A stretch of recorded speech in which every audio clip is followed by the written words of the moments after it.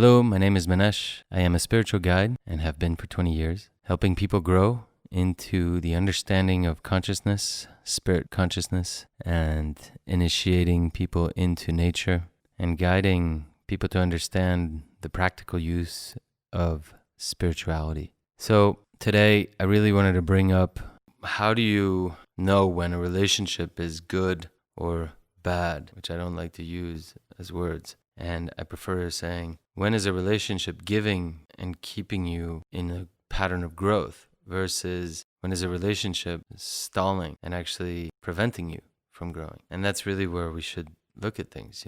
With people, there are certain people that drain you and there are certain people that give you energy. And obviously, you need to really understand, what are you looking for in a relationship with a partner, with a person? It's to get energy, to grow, to be inspired, to have a reflection of yourself that's pushing you towards your higher self, right? So a relationship that's draining you is usually somebody who's trying to either use you and pushing you into a category that's convenient for them, or, they're projecting a certain aspect onto you so that they can use you for their benefit, rather than a person that loves you and wants to push you to the full expansion and full dimensionality of yourself. And this is where we get very possessive with the other, is when we want them to act like how we want rather than how they want, which is more loving. So how do you have a loving relationship? Well, it's really about understanding how you relate to the other while allowing them and giving to them, that love and support to expand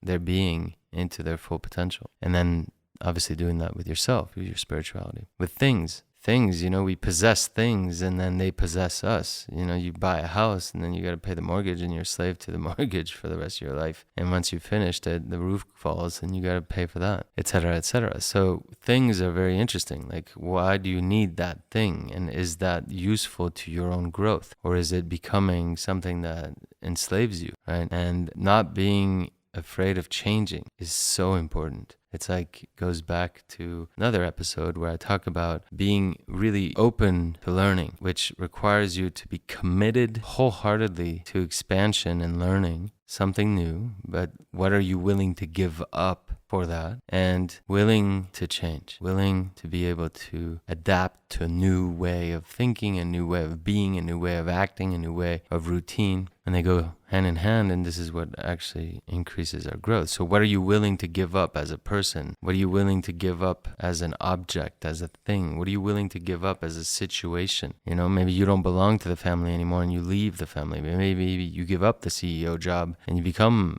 traveler, vagabond, gypsy for a while. Maybe you do become a routine, secretary instead of the vagabond, traveler, nomad. And that routine ends up being a situation for you to relate to and to learn something from and to grow into, because you're changing. And I think that's one of the biggest things that helps us be in conscious, soulful relationships, is to really know and understand that the only constant in the universe is change. And so you're going to change, and in that change, you will most likely change the people that you relate to, the things that you own, the situations that you find yourself in, your environments, and the relationship to yourself will grow automatically.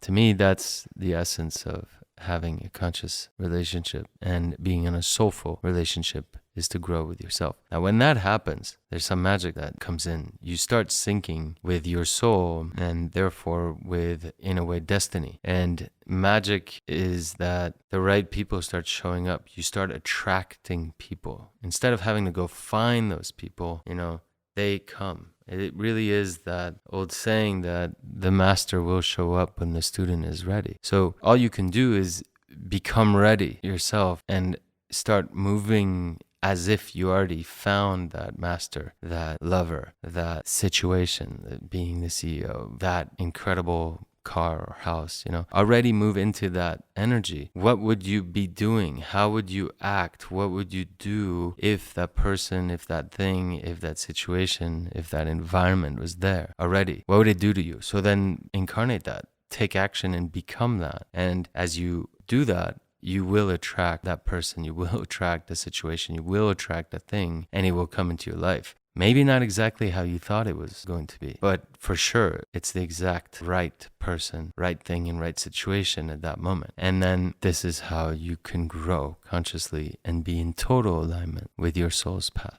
So I hope that helped. And obviously it goes back to really needing to know who you are and what you want and what your filters are. And so getting the right tools is so important. Again, thanks for listening. My name is Manex Ibar. You can find out more information at manexibar.com. It's MANEXIBAR.com. And check out the different courses and the immersions that are on this platform, and enjoy wherever you are, whatever time it is. Find your presence and love yourself with blessings.